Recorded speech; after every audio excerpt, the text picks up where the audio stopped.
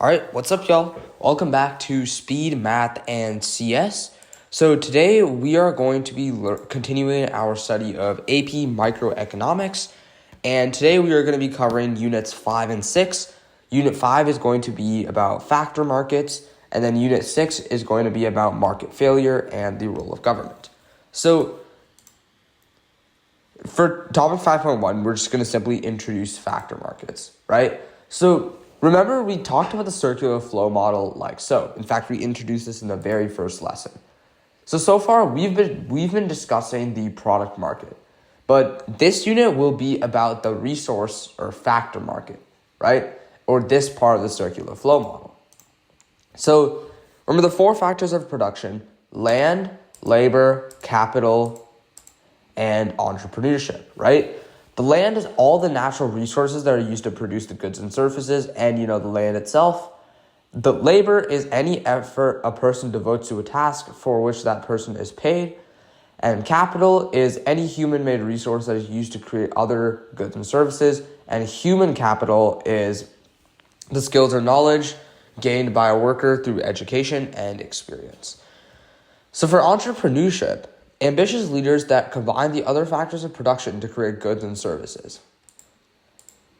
So factor prices and factor payments, right, are payments made for the use of factors of production. Land is paid rent, labor is paid wage, capital is paid interest, and entrepreneurs are paid profit, right? In the product market, individuals pay businesses for goods and services. In the factor market, businesses pay individuals for the use of resources. So for the labor market, right? What is the demand for labor? Demand is the different quantities of workers that businesses are willing and able to hire at different wages. And there's an inverse relationship between wage and the quantity of labor demanded. And now let's look at the supply for labor, right? Supply is the different quantities of individuals that are willing and able to sell their labor at different wages. There is a direct or positive relationship between wage and quantity of labor supply. So this is just like our demand and supply curves at this point. Workers have a trade-off between work and leisure. So who demands labor? Essentially, industries or firms or businesses will demand the labor, and the demand for labor shows the quantities of workers that firms will hire at different wage rates. So as wage falls, QD increases. As wage increases, QD falls. So this will look a lot like our demand curve. So now, let's say we have each one of these, right? So all we have to do to get the overall market demand is simply add up all of these firms, which will give us the market demand. So essentially for this, these three graphs will essentially add up to form this. Essentially, you just add up all of the Y values in the respective X columns. Who supplies the laborers? So individuals like you and me are the ones who actually supply the labor, right? Supply of labor is the number of workers that are willing to work at different wage rates. And higher wages give workers incentives to leave other industries or give up leisure activities, right?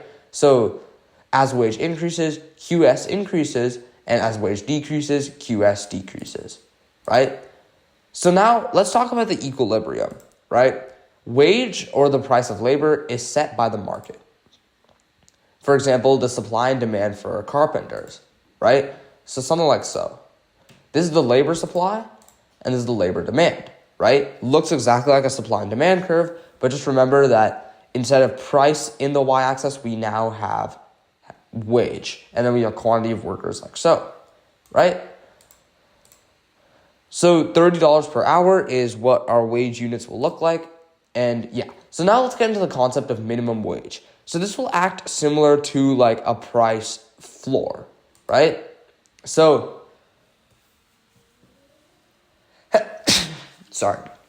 minimum wage is a minimum amount employers are allowed to pay their workers, right?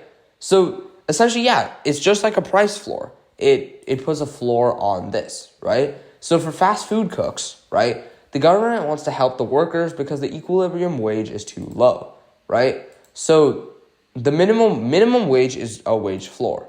So essentially this will be like above equilibrium, right? So if we have a minimum wage like this, right? We can already see why this can be a problem, right? At least for businesses.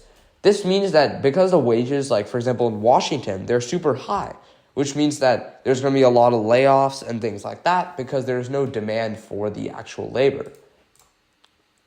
The result is the quantity demanded falls, so layoffs and things like that. And quantity supplied, many more people are willing to work, but this is the reason we have things like interviews, people get rejected, things like that, because the minimum wage is higher than our equilibrium wage. So this is the surplus of workers, also known as unemployment. So identify the number of workers that lost their job and their number unemployed, right? So assume that 20 is the price floor, right?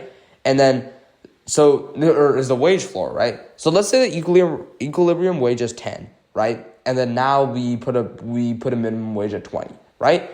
In this case, we are going to be firing 30 workers because now we only demand 70. So this 100 is going to go down to 70, which means we're going to lay off or fire 30 workers.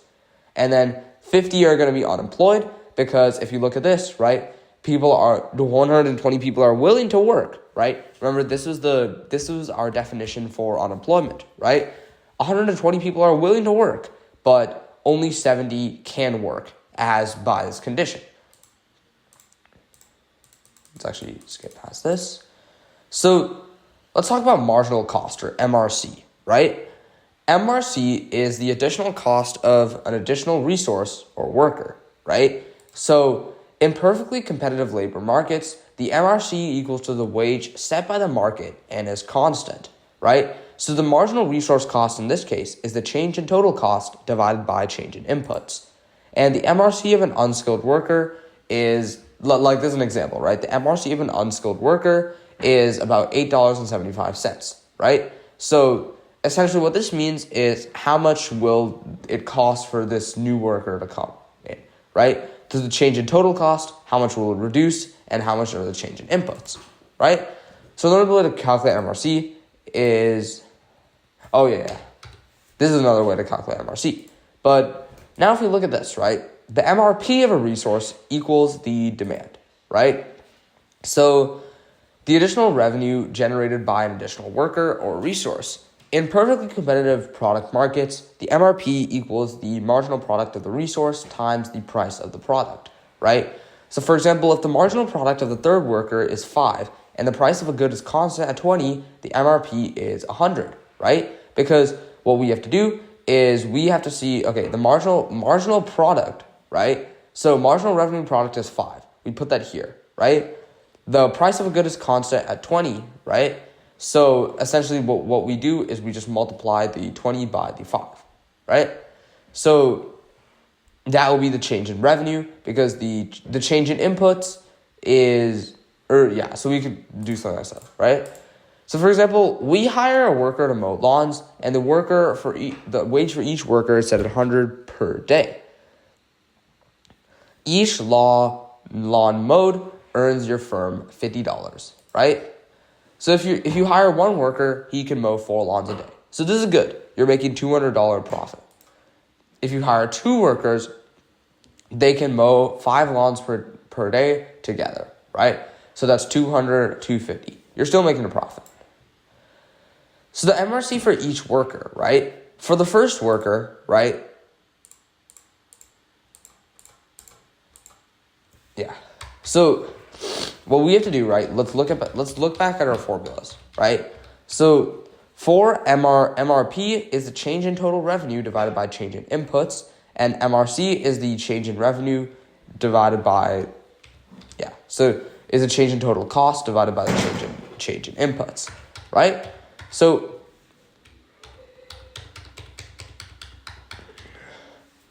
let's look at this, right? The MRC for each worker, right?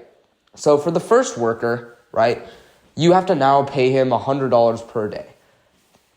And so that's the change in costs. And the change in inputs is you essentially added one four lawns, right? So like 50 divided by 4 is 12.5, right? And, or no, sorry. Is 25. So the MRC is 25 for this first one. Second one, change in inputs, he can mow one more lawn now. But, so he changes the revenue by 50 more. So that's his marginal product, right? Same thing for this. And how many workers will you hire? This is dependent on the fact that each new worker, if we assume they add one more, we will likely go up to like 4 or something, right? And yeah, same thing for the rest of these. So what are other reasons for differences in wage, right? So labor market imperfections, which is insufficient and misleading job information. This prevents workers from seeking better employment. And geographical immobility. Many people are reluctant or too poor to move, so they accept a lower wage. Unions, collective bargaining, and threats to strike often lead to higher than equilibrium wages. And wage discrimination. Some people get paid differently for doing the same job based on race and gender, which is very illegal. So let's go on to 5.2, right?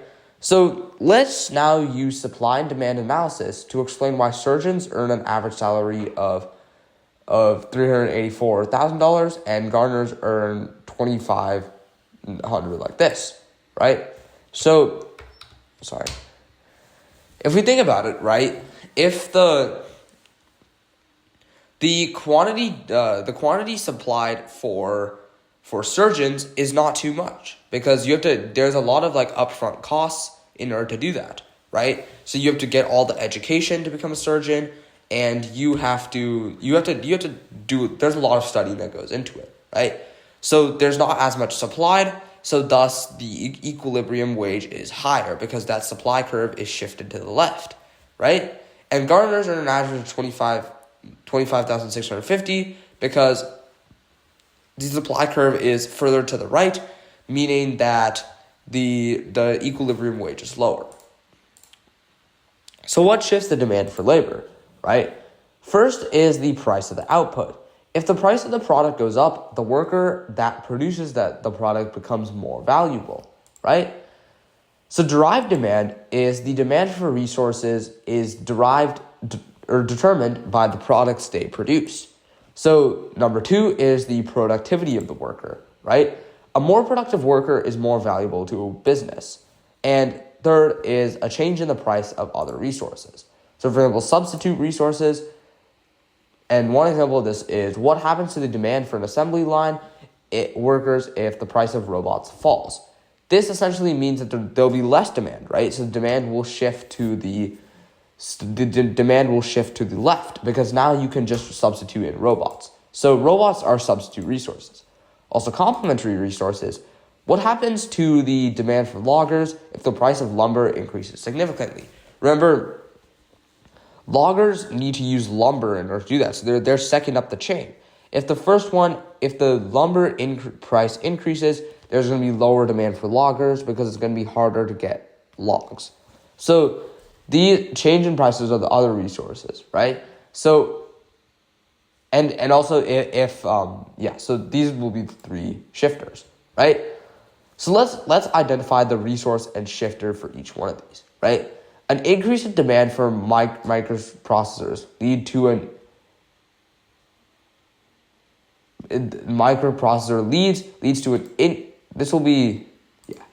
So first is increase, right? Because these two are complementary goods, and these are complementary goods, and if the increase in demand for one, there'll be an increase in demand for the next.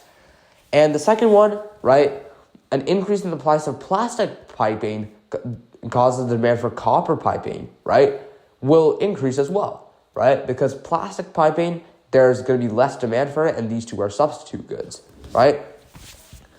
An increase in demand for small homes compared to big homes leads to the increase in demand for small homes leads to a lower demand for lumber, right? Because big homes, decrease, right? Because big homes require more lumber. And so those two are complementary resources. And essentially, if we have less demand, an increase in the, like, small homes and big homes are substitute goods, right? So the increase in demand for small homes results in a decrease in demand for big homes, right? And big homes cost a lot much more lumber, but essentially, because the big homes use more lumber, they are considered as complementary goods. You need a lot of lumber to build big homes, so there will be a decrease in demand for lumber. For shipping companies, right, something in price of trains lead to a decrease in demand for trucks, right? So trucks and trains, right, what are they? They are substitute goods, right? So the decrease in demand of one must be the decrease in the price of another, right? Because that would cause an increase in demand. Remember, decrease in price, more demand. This should make sense, pretty obvious, right? And a decrease in the price of sugar leads to, so in this case, right, we're producing soda, right? So aluminum is used to box the soda, sugar is used in the soda. So the two are complementary goods. Decrease in the price of sugar will increase its demand. So it'll be an increase in demand, like so. A substantial increase in education and training leads to an increase in demand for skilled labor because they're going to be more productive, right? What shifts the supply curve? So other than wage, what influences your willingness and ability to get a job in a specific field? The first is your education and training. So what does your education, what does your school, and what does you training lead you, prepare you the best for, right? What is the availability of other options other than the one you're considering? The immigration and mobility of workers, cultural expectations, working conditions, preferences for leisure, and something like so, right? So essentially, education, right? The availability of alternative options. If other businesses are hiring, this could be part of it. Immigration and the mobility of workers. Do you have to move too far, or is there jobs nearby? Cultural expectations. What do they expect you to do? It could go against your culture, something like that. This one's a bit more of a niche one. Working conditions, right? If the job's more dangerous, less people are going to be willing to do it. And preferences for leisure, right? How much leisure time are you getting out of that job, right? Is it going to be a good return on invest, or is it going to cause you to work too hard for too less money? So some of the most dangerous jobs in the U.S., right? So fishers and related fishing workers are this is the most dangerous job, right? So this goes back to the factor of working conditions, right? This is working conditions. So the supply for fishers, the supply curve is going to shift to the left. And the same thing for a lot of these, right? Because they are dangerous jobs. Now let's use supply and demand to explain why professional athletes make so much money, right? Let's think about this, right? Is there going to be a high supply for Is there a high supply for Is there a high supply for professional athletes? No, because you have to get a lot of education, a lot of training in order to do so, right? So from before, education and training, our first topic, right? Our first shift in the supply of labor, that's going to shift the supply to the left, meaning that wage is going to increase. So that's just one of the reasons, right? So now let's go on to labor demand supply and changes in equilibrium wage. So let's practice supply and demand analysis. So essentially what we are going to do is we are going to see before the change, what would be the equilibrium.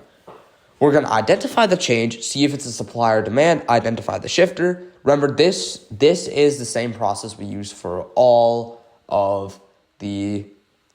this is the same process we use for everything, right? So,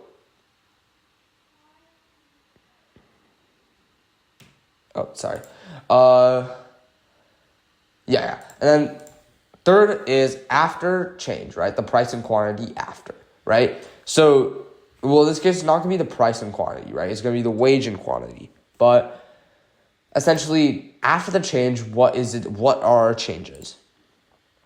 Let's analyze the market for lawyers, right? First, there's an increase in the demand for lawyers. this should be pretty obvious. It'll decrease the wages and increase the amount of jobs, right? A decrease in the number of law schools, right? This will shift the supply curve to the left, right? Because there's going to be less lawyers actually supplied, right? So less lawyers means the supply curve is just left, so wage goes up and there's going to be less jobs for lawyers. A decrease in the price of software that performs the same tasks as lawyers. So a decrease in the price of software, right, will increase the demand for this, and because these two are substitute goods, it's going to decrease the demand for lawyers. Decreasing demand for lawyers will cause the wage to decrease and less jobs. Sorry. For the first one, the increase in demand will cause the wages to both increase and cause there to be more jobs.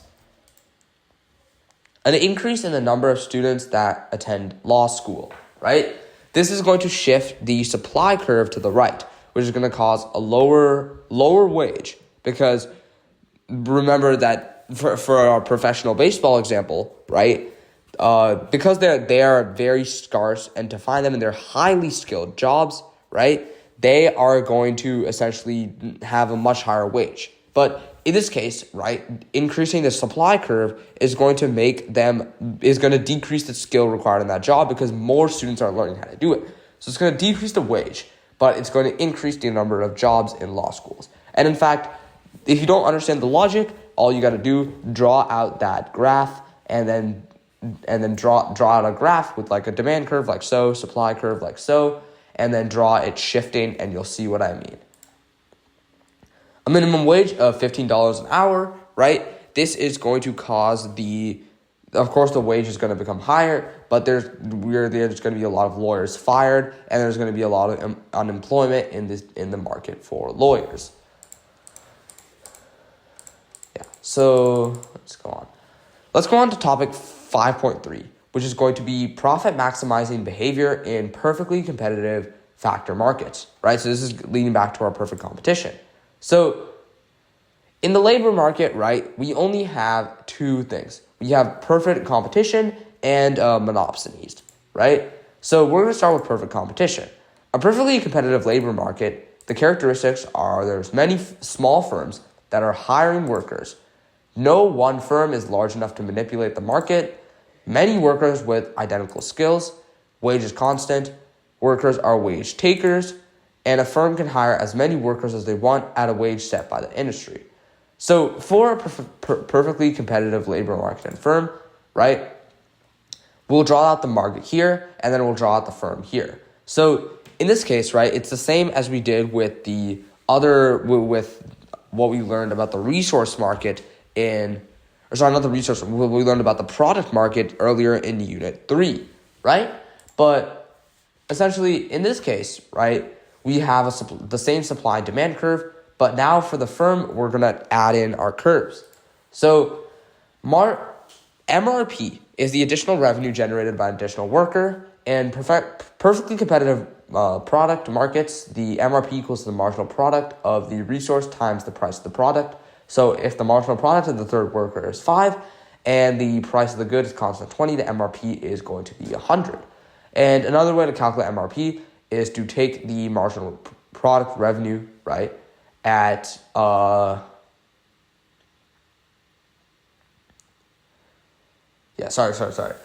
change in inputs is 1. Change in total revenue, I think that's whatever. How do you know how many resources or workers to employ? So we are going to continue to hire workers until MRP equals to MRC. Remember, we are back with our golden rule for macroeconomics, right? So essentially, if we draw out our curves now, we're going to have a supply curve MRC, right? This is going to be constant, right? Because every time we hire a new worker, our costs increase by the same amount. So the MRC is going to be constant. But the MRP, on the other hand, is going to look like a downward sloping demand curve. And once again, X marks the spot. That is going to be our equilibrium quantity. So perfect competition product market versus the resource market, right? So in this case, right, demand was constant for demand or marginal revenue was constant for the perfect competition product market. For the resource market, right, it's essentially just an inverse of what we have here, right? Because for the product market, the firm is producing oranges. There's going to be a set demand for the oranges. And same thing, firm hiring orange pickers, there's going to be a set supply of workers, right? And then thus there's going to be like a demand curve that looks somewhat like so, right? With like the Nike swish that we saw here, but it's instead reversed. So let's look at individual firms, right? Yeah. So for individual firms, this is what the actual graph is going to look like. And we are going to be using side-by-side graphs to draw a perfectly competitive labor market and firm hiring workers. So wage is going to be set by the market, right? And demand and MRP falls, like so. And the supply is going to be constant. So what happens to the wage and the quantity in the market if new workers enter the industry, right? In order to draw out this change, let's shift our curves. So in this case, for the overall industry, we are going to have a higher supply. And for individual firms, we are going to... So in this case, right, it'll just shift down, right? Okay. So be careful here, right? Remember, supply isn't going to shift up. That's not how it works for a firm. This is the most common misconception that we see amongst like micro students. So all you have to do is change the supply curve here, and you'll see, okay, the wage goes down, quantity increases. You do the same thing here, right? For this, supply will essentially determine the wage, move the wage down, right? Or increase the quantity, and then this will be what it'll look like in the final. So let's start combining resources. So up to this point, we've analyzed the use of only one resource. What about when a firm wants to combine different resources? So for example, we have robots and then human workers, right? So the price of every unit, right? If you only have $35, what combination of robots and workers will maximize our output? So we use the same thing, right, with marginal analysis, where we see where the two are equal, right? So the two marginal products are equal at 20 and 20, and they're also equal at 10 and 10. So if you have $35, right, if we buy two robots and one person, that's 25, right? But if we buy...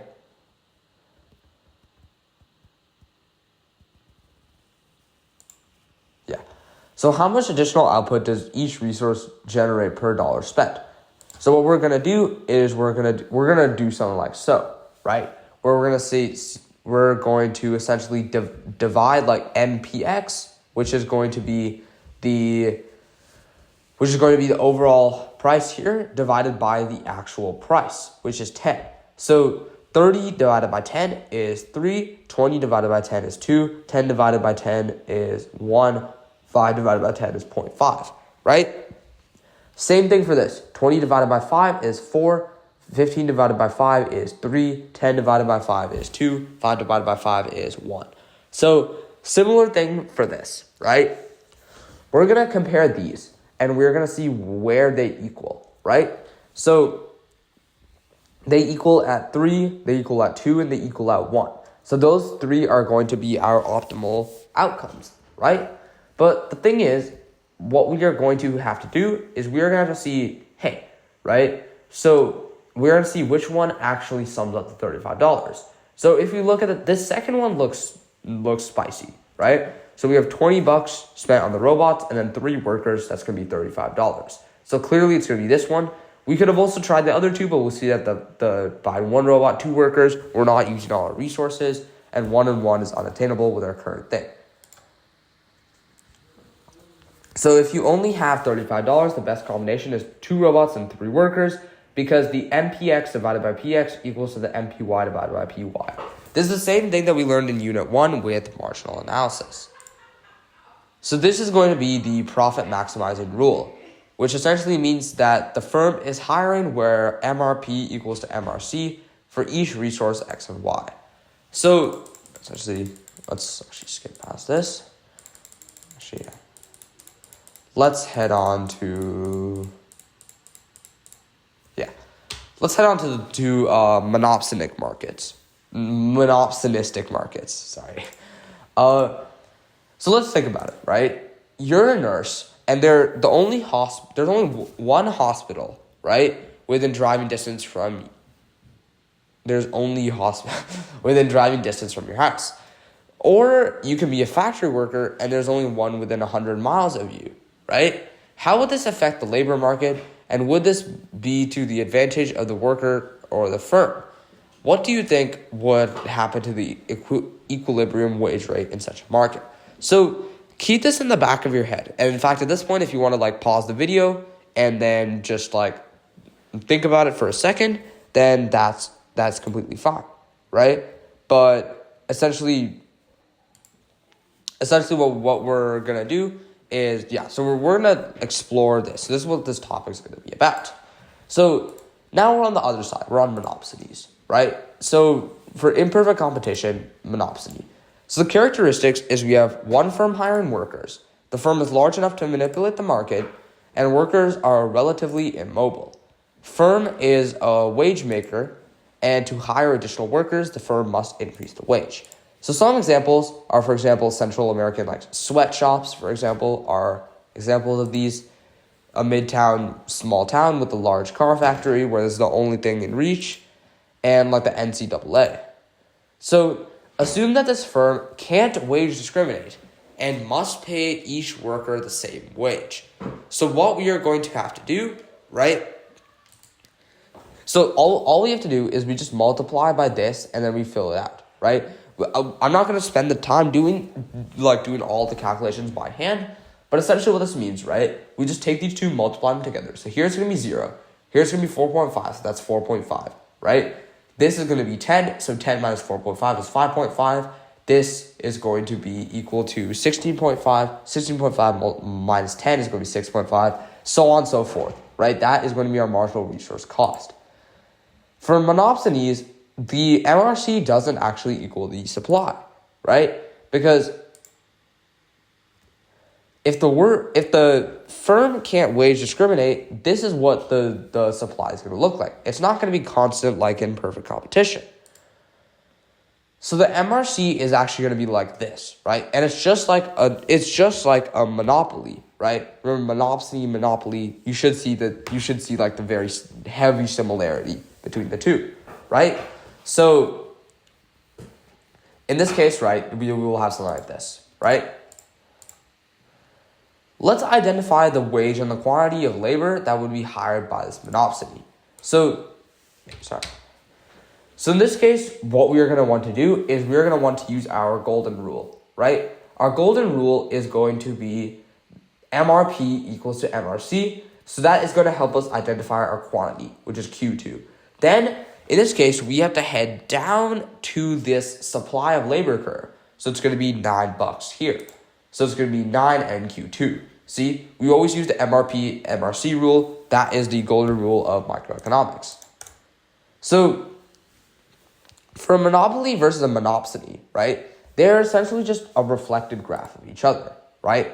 And essentially for this, right, well, there's no article, but essentially think about this question, and you can also pause the video at this point and think about this question because it's an important connection. But for now, also think about this, right? Pause the video here as well. Think about this. Let's head on to Unit 6, right? Which is going to be the market failure and the role of government in that market failure.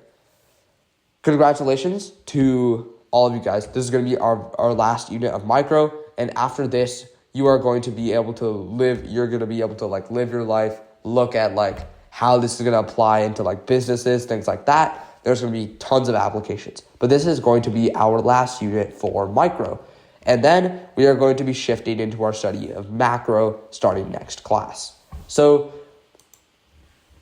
let's start with topic 6.1, which is going to be socially efficient and inefficient market outcomes. So let's bring back this old friend, MB equals the M marginal benefit and marginal cost curve, right? So essentially, we're going to use the same rule, right? MB equals MC and something like so. And then we know why we can't do this because MB is greater than MC. We know why we can't do this because it's too much, right? So we know that the overall benefit we're getting is through this triangle right here. This triangle here represents it. So think about it here, where all of this area could be potential marginal benefit. In this case, all of this area here is negative area. So supply and demand results in efficient outcomes with no deadweight loss. Let's talk about the invisible hand of free markets. If society wants computers and people are willing to pay high prices, then businesses have the incentive to start making computers to earn profit. This leads to more competition with lower prices, better quality, and more product variety. And in order to maintain profits, firms must find the most efficient way to produce goods and services. And the free market satisfies society's wants and needs. The government doesn't need to get involved since the needs of society are automatically met by this invisible hand. Does the free market ever fail to meet society's needs? So let's talk about a market failure. So a market failure is a situation in which the free market system fails to satisfy society's wants, when the invisible hand won't work.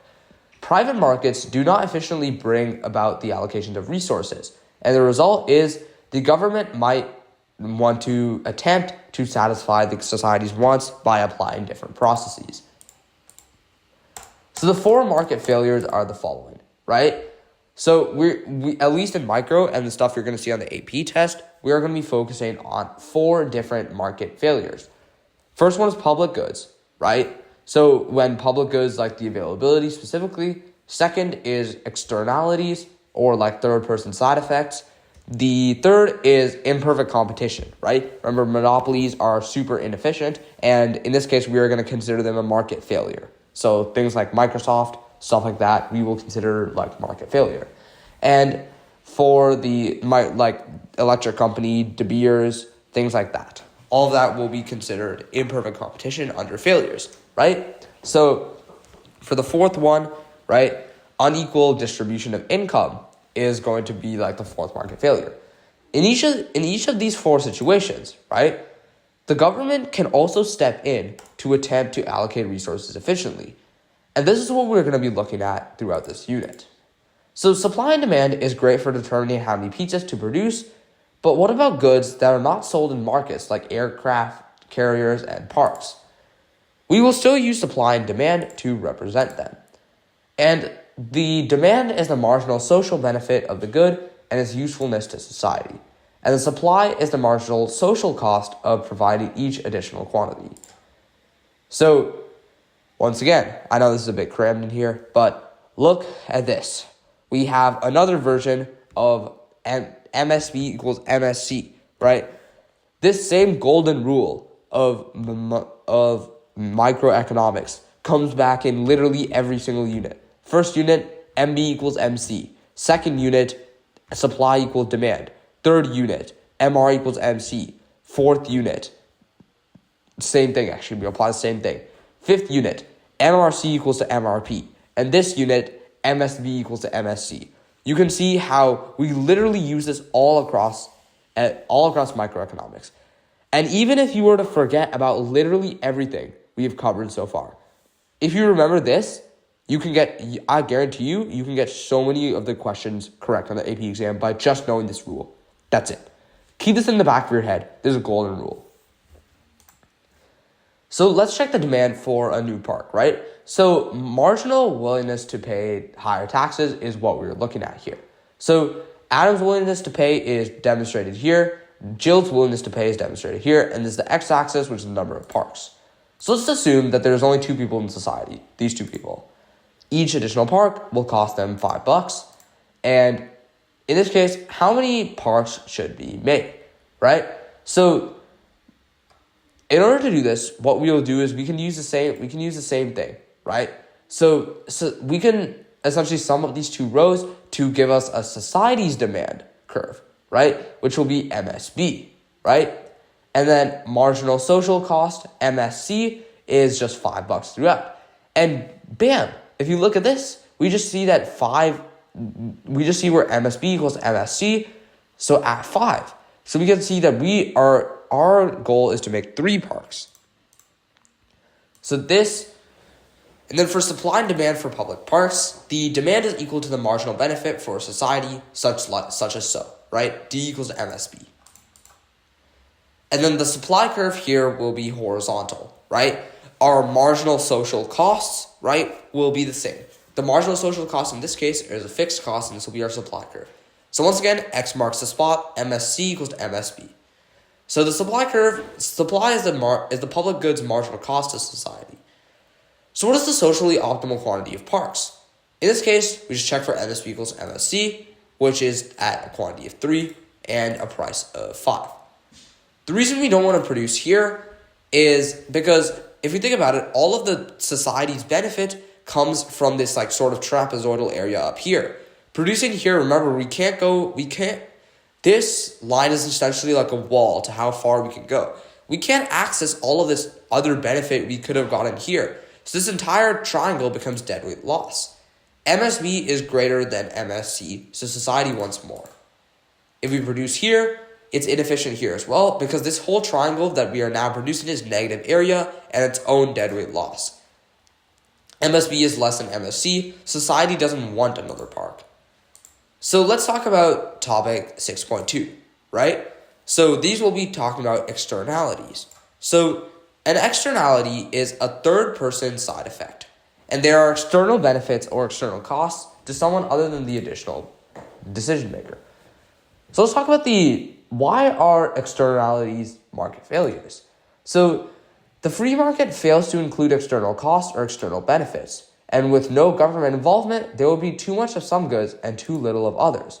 For example, if you think about like cigars, for example, right? The free market assumes that the cost of smoking is fully paid by people who smoke.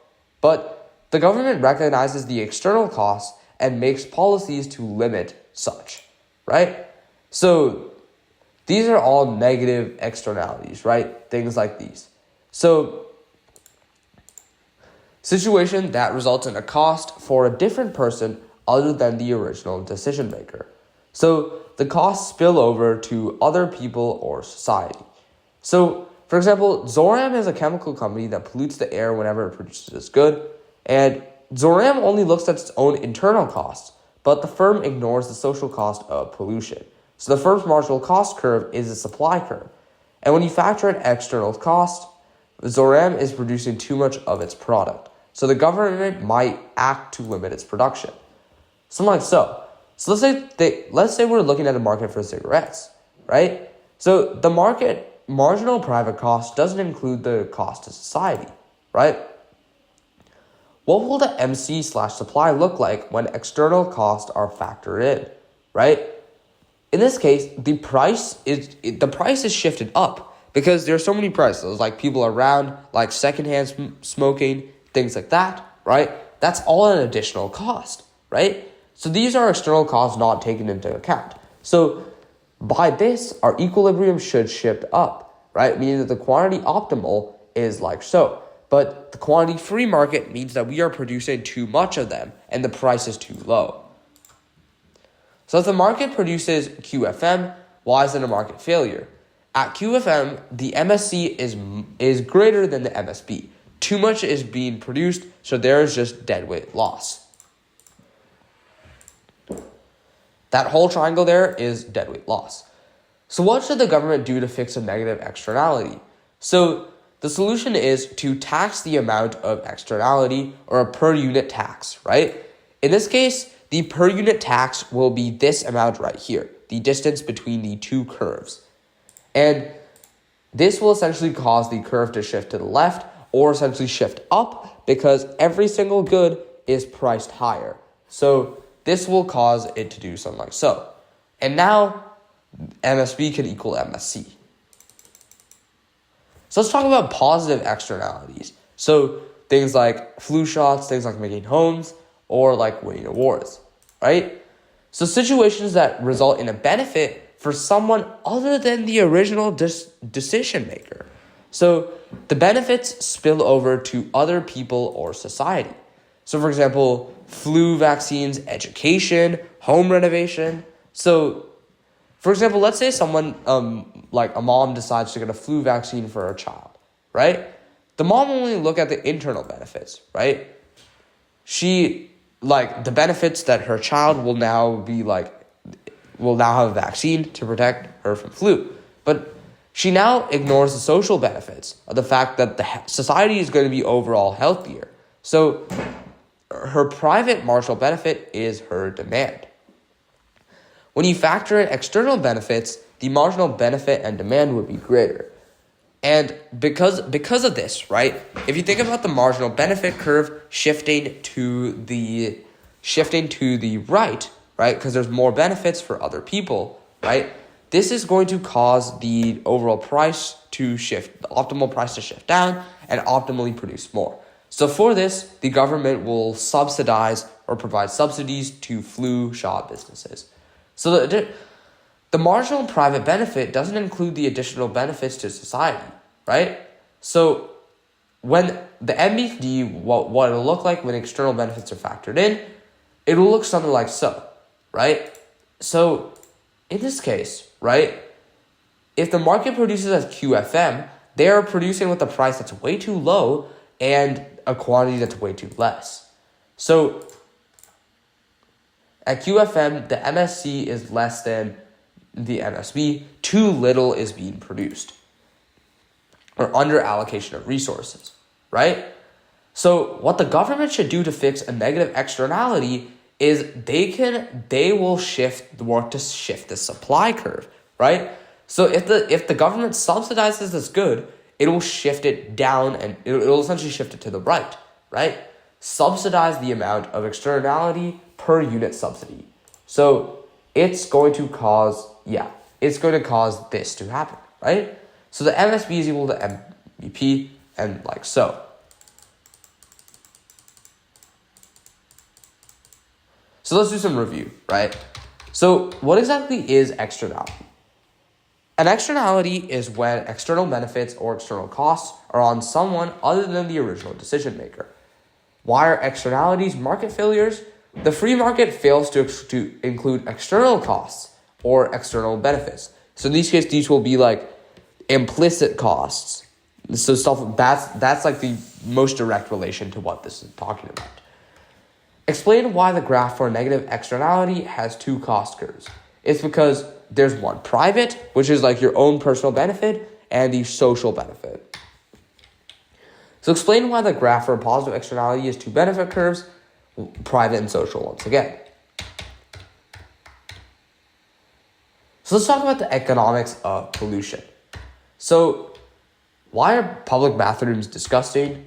Because this is the tragedy of the commons. So aka the common pool problem, right? Goods that are available to everyone, air, oceans, lake, public bathrooms, are often polluted since no one has the incentive to keep them clean. There is no monetary incentive to use them efficiently. Result is high spillover costs. For example, overfishing in the ocean, there's no cost to doing so. So there's no incentive to fish less. So let's talk about perverse incentives. So in 1970, the government tried to protect endangered woodpeckers by requiring land developers to report nests on their island to the EPA. The population of these birds decreased. Why? Landowners would kill the birds or else risk lengthy production delays, known as shoot, shovel, and shut up, right? So assume the government wants to limit a firm from polluting. They tell them that they'll inspect them twice and they must reduce pollution by 5. The amount of pollutants still increases because the firm will have the incentive to pollute more prior to the inspection. So once they just remove it down 5%, it's just going to be what it was before. So the market solution to these problems is just to add self-interest, right? There should be a self-interest. Like there should be an immediate benefit to businesses So they stop polluting, they stop overfishing, things like that. So government can sell the right to pollute, right? So assume the lake can naturally absorb 500 gallons of pollutants each year. So the government sells each firm the right to pollute a set number of gallons, right? So for this firm, 100 is from 200, 50, 50, and maybe 100 for this one, right? Now, what does each firm have the incentive to do? So the firm will have the incentive to essentially the firms will essentially pollute less because then they can make more goods, right? Let's talk about public and private goods, which will be topic 6.3, right? So public goods. If there was no government, how would schools, park, and freeways be different? Would there be enough to meet our needs? Let's talk about the public sector, right? Which is going to be the part of the economy that is primarily controlled by the government. And the private sector, the part of the economy that is run by private individuals and companies that seek profit. So for public goods, why must the government provide public goods and services? Because it is impractical for the free market to provide these goods because there's little opportunity to earn profit. This is due to the free rider problem or the freeloading problem, right? Which even as you know, I apply micro to a lot of what we do inside of speed. So yeah, so free rider, freeloader problem has been a big problem, right? You'll know people from an organization who barely did anything, so we had to remove them because of that. So things like that is what we call a free rider, freeloader problem. So free riders are individuals that benefit without pay, right? So for example, if you take someone there was a guy in our organization named Jay, right? So he was just gain benefit, right? He was a co-owner of this organization, but he wasn't paying anything. He wasn't doing any work or things like that. So these are people that we call free riders. So essentially, let's look at what is essentially wrong with this picture, right? So let's go on to the free rider problem. Sorry, forget about that, right? So people who download music illegally, people who watch Street Performer and don't pay, and teachers that live at home and don't have a job, right? Or people in speed who have high positions and don't do their work, right? So does anyone free ride off you? And I'm sure people do because this is very common, at least in high school, and it's a huge issue with lots of group projects and things like that. And I'm very sure I've dealt with it a lot. So let's talk about Canadian military spending, right? So Canadians spend $21.8 billion on the military, and the US spends about $660 billion on their military, right? So why doesn't Canada spend more on their military, right?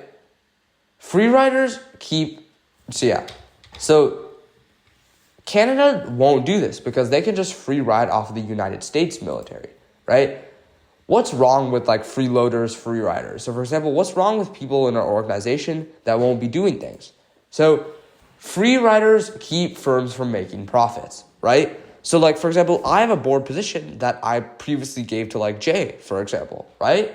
And it keeps me as a firm from making profits, right? Because I could just replace him with someone else, right? Who's actually going to do the work, right?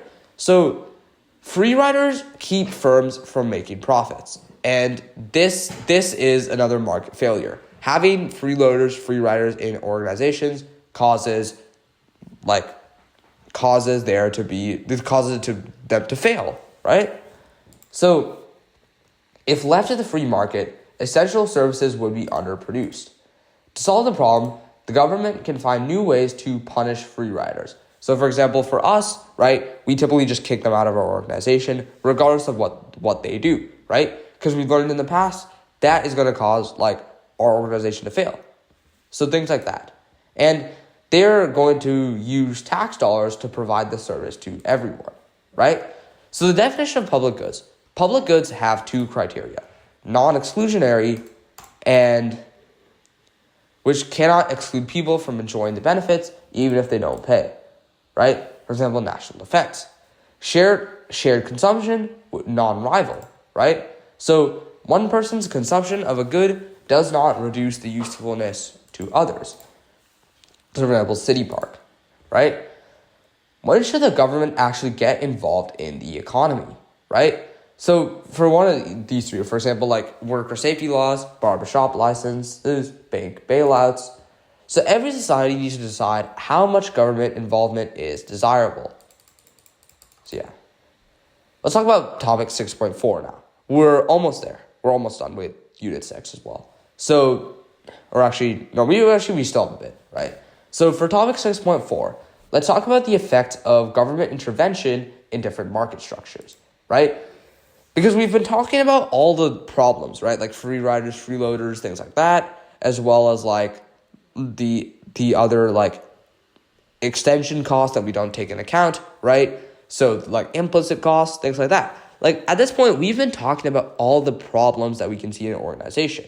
So we can see it. I keep saying organization because like whatever. But let's talk about what the government can actually do to try and prevent all these failures, because they're pretty bad, right? Like people like, especially like thinking back to like a high school, for example, if you're starting an organization like this, freeloaders can literally cause your organization to fail. So what do you do in this case? And how can we actually apply this concept into actual like business and organizations? Like let's say you make your own nonprofit and you want to decide like how you're going to like punish freeloaders who just come and just take your board positions and don't do anything, right? So let's learn about this, right? The first one is going to be called antitrust laws. So what are antitrust laws? Antitrust laws are laws designed to prevent monopolies and promote competition. After the Civil War, advances in technology and transportation lead to national markets. Eventually, only a few firms begin to dominate industries. For example, railroads, steel, meatpacking, coal, etc., right? The Sherman Act of 1890. Every person who shall monopolize or conspire to monopolize shall be deemed guilty of felony. And why are monopolies a market failure? Monopolies destroy the key ingredient of a free market system, competition, right?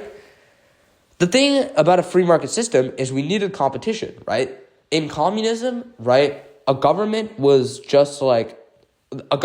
just produce any goods, and there's no incentive to upgrade their goods at all, right? So like this is why we'll see we're putting tariffs on China, because like China they're still a little like capitalist, but like there's less competition there. So we'll see like goods that come from China are super low quality, and like they will break, right? Like for example, washing machines. When the washing machines break down, right, we have to go buy new ones because they aren't designed with good quality like the ones in the US. So things like that, right? Monopolies, the key concept of a free market system is competition, because competition will essentially guarantee society has the best goods for the lowest prices, because businesses are going to be competing to earn the most profit. And monopolies destroy this key ingredient. So monopolies are almost like their own like communism in like that fashion, right? So to fix this market failure, the government must get involved in like the monopolies. So let's learn about how we regulate monopolies. So why regulate? Why would the government regulate a monopoly, right? So the first one is to keep prices low. Second is to make monopolies efficient. And sorry. So how would they actually regulate this? So the first thing is to use price controls or price ceilings, right? Why won't taxes work in this case, right? So taxes limit supply, and that's the problem, right? We don't want to limit supply. We want to still have the supply of those goods, but instead we want to still get those goods. But the thing is, if there's lower supply, they're going to be priced as higher prices, sold in less quantities, which are both bad. And taxes limit supply. Limiting supply in a monopoly when there's only one business is bad. where should the government actually place this price ceiling?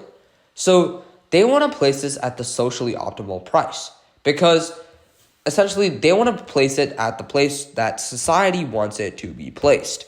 So P equals MC, right? Remember, this is our formula for allocative efficiency.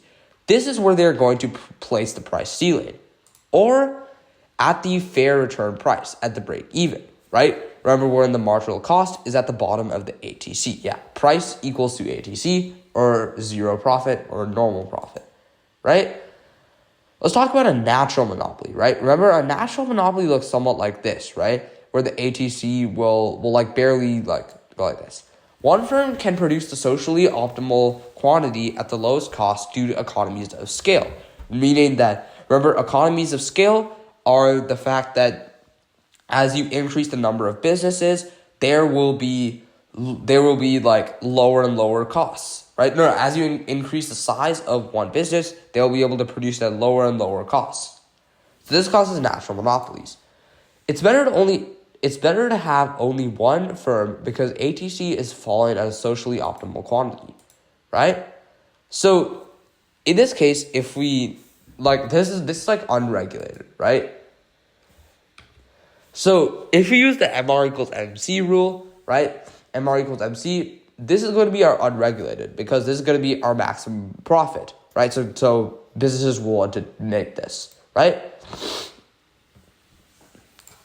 For fair return, right? Fair return is when the demand equals to the ATC. Demand is essentially the price, right? So the price equals the ATC, which is going to be fair return. And the last one is socially optimal here, where there's zero deadweight loss, so there's zero inefficiency. So what happens when the government sets a price ceiling to get the socially optimal quantity, right? The firm would make a loss, right? So the government is going to have to toss in a subsidy, right? So that is going to be like the concept. So for monopoly review, right? Be sure you can answer these 5 questions on your own, right? So pause the video at this point. Make sure you can answer these 5 questions on your own, and we'll continue. So let's talk about marginal cost and supply. Remember, we're going to bring our old friend ABC back with the MC. Remember, the MC doesn't go below the ABC because we would shut down otherwise. So a variable cost increase or per unit tax, this will cause this whole thing to shift to the left, like so. When MC increases, supply decreases. And what if variable cost decrease? A subsidy. So in this case, this will cause the supply to shift to the right. So when MC decreases, supply will increase. So in this case, what happens to the quantity if fixed costs increase? So the quantity actually stays the same because the MC and supply doesn't change. So fixed cost increases. So this will just cause it to like directly shift everything, right? It'll cause the average total cost, but the marginal cost is solely based off of the ABC because the AFC has a slope of 0, meaning it's not adding to the MC. So once again, let's review per unit versus lump sum taxes. Per unit tax or subsidy affects the variable cost, so MC, ABC, and ATC will shift. This will affect the quantity produced, right? A lump sum tax or subsidy only affects the fixed cost, so the ABC and the ATC will shift while the MC stays the same. This will not affect the quantity produced. Let's get on to shifting our cost curves, right? So a change in fixed cost changes ATC and AFC, but not MC. A change in variable cost changes ATC, ABC, and MC. Remember, this is all review. So let's get on to our last topic, which is going to be 6.5, inequality. So inequality is essentially the unequal distribution of wealth and income. So in 2022, the average American family made $74,580. Everyone is obviously rich. The thing that's wrong with using the average is that averages reveal absolutely nothing about how income is distributed, right? So how does the government measure distribution of income? So in this case, we will be introducing a Lorenz curve, right? So the Gini coefficient and the Lorenz curve aren't perfect measures of inequality. Many people spend some years of their life in each quintile, and the same people aren't in each quintile each year. Incomes have been rising across all quintiles, though fastest for the highest quintile. The Palmer ratio offers an alternative measure, but it's not included in the AP exam, so we'll be skipping over Palmer ratio. So let's measure income distribution. The government just divides all income-earning families into 5 equal groups, quintiles from poorest to richest. Each group represents 20% of the population, essentially sorted based off of their income. And if there was a perfect equality, then 20% of the families should earn 20% of the income, 40% should earn 40%, and so on. The government compares how far the actual distribution is from perfect distribution and then attempts to redistribute money fairly. So measuring income distribution, let's talk about group 1, poorest 20%. So let's say they had a total of 5, will be 5% of the total income. Group 2, a total of $10, which will be the 10% of total income. Group 3 has 15, 4 is 25, and the richest 20 have 45, which will be 45% of total income. So in this case, the Lorenz curve looks something like so, where we have percent of income and percent of families, right? This is perfect equality, which means that the percent of families equals to the percent income. So something like so looks more like what a Lorenz curve would actually look like. And this is what an actual distribution of a Lorenz curve will actually look like. So it looks like a banana. So the size of this banana shows the degree of income inequality. And essentially, so this banana we'll call area A, and the area under the banana will be area B. So the Gini coefficient, right, is the statistical measurement of income distribution. Area A divided by the sum of areas A and B, which is the size of the banana, right? So Gini coefficient, a high number means more income inequality. A low number means less inequality. Why does it say more or less inequality? So government's transfer payments shift the Lorenz curve more towards equality. So welfare provides a safety net for citizens, right? Retirement, employment, works comp, health, etc. But what are some possible downsides? So the thing is, there's going to be, where does the government get the money to actually provide this welfare, right? Taxes and tariffs, actually. Taxes and tariffs are the two ways that the government gets money, right? We have to bring tariffs in because, I'm sure after Trump puts a bunch of tariffs, there's going to be a lot of money being made there as well. So that's how the government actually earns that money. So taxes are mandatory payments made to the government to cover costs of governing. So why does the government actually tax? There's two purposes behind this. The first is to finance government operations. The first is public goods, highways, defense, employment wages, to fund programs such as welfare, social security, and second is to influence the economic behavior of firms and individuals. So for example, excise taxes on tobacco raises tax revenue and discourages the use of cigarettes. So 2 birds, 1 stone. Government gets more money and they build a healthier, stronger human society in the US. So the 3 types of taxes are progressive taxes, which takes a larger percent of income from the higher groups, right? So this is what we currently use for the federal income tax system, right?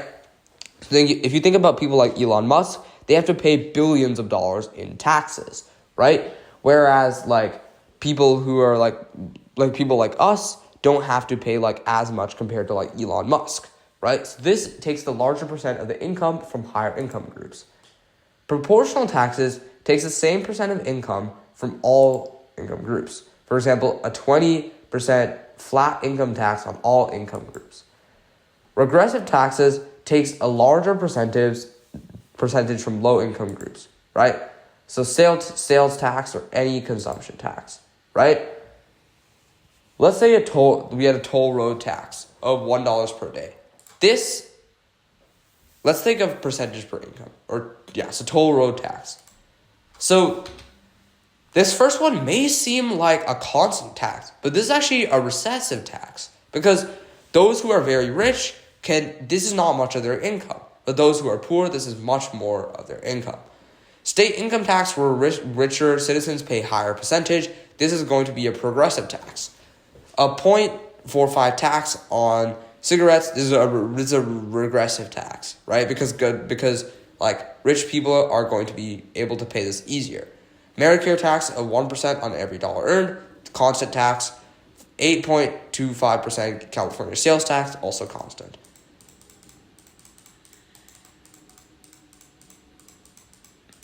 Skip past these. And congrats! We've made it to the end of AP Macro. Or AP Microeconomics. So congratulations on your journey so far. And we will be continuing next class with starting with Unit 2 of Macro, right? And your new class is going to be taught by R. Verma. He is a very extremely qualified tutor who is super good at economics, right? And we're also going to be inviting in a guy called Eric Juo for a couple of our lessons as well, right? He is probably one of the smartest guys I know for economics, so hopefully these guys should be help. But this will be your last class taught by me. So yeah, farewell, goodbye, and good job completing AP Microeconomics. So we'll see you in the next one.